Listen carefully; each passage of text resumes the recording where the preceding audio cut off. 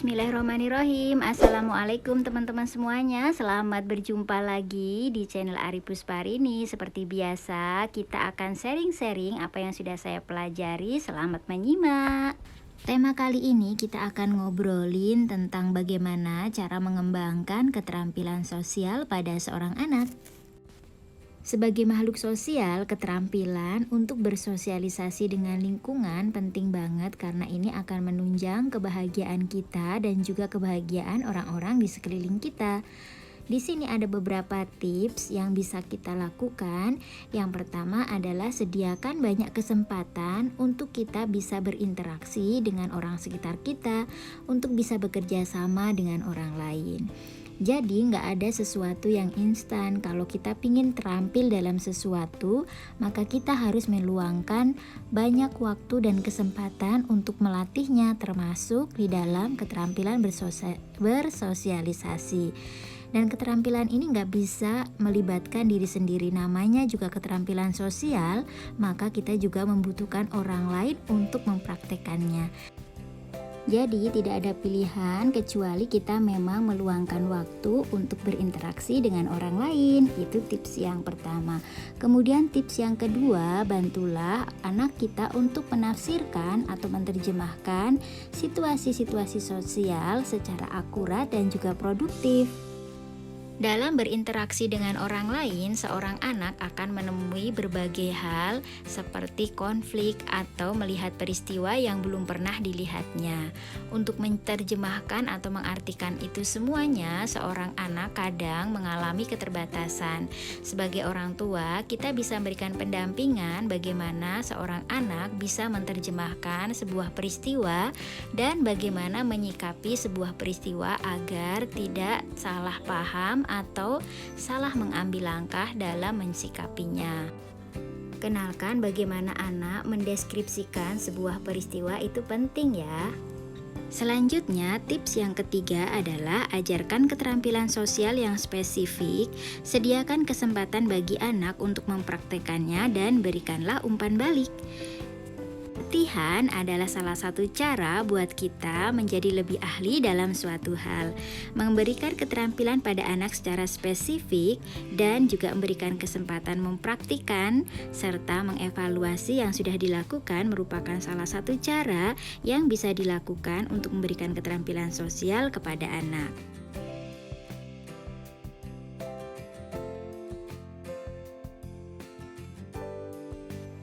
Tidak semua anak bisa memahami perilaku yang baik dan perilaku yang buruk, dan kita sebagai orang tua harus menunjukkannya.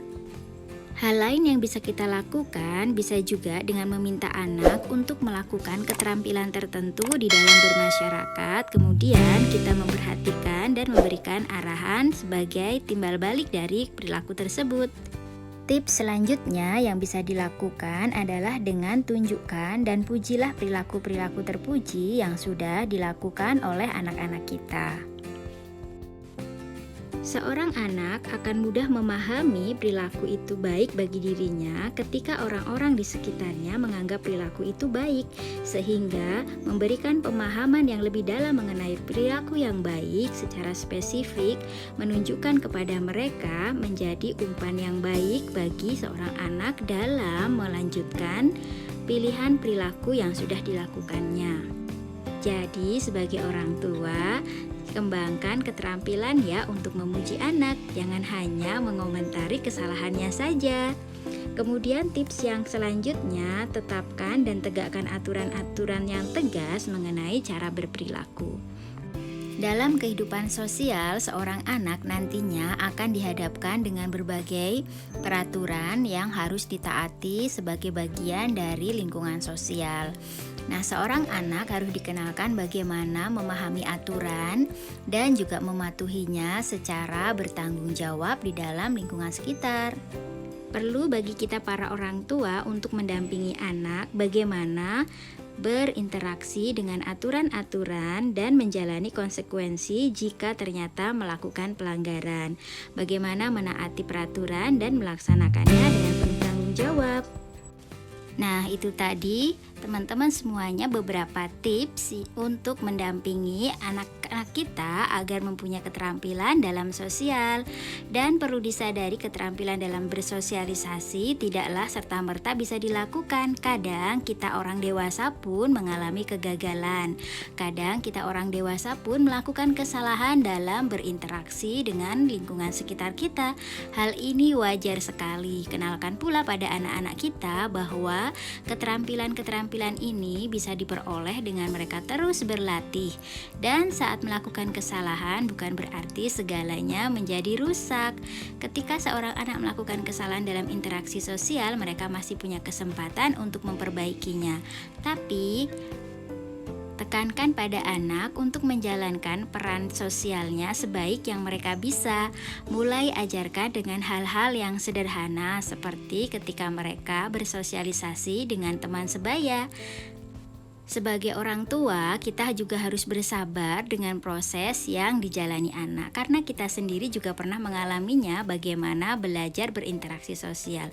Kadang dibatasi oleh banyak hal yang juga berada dalam diri kita.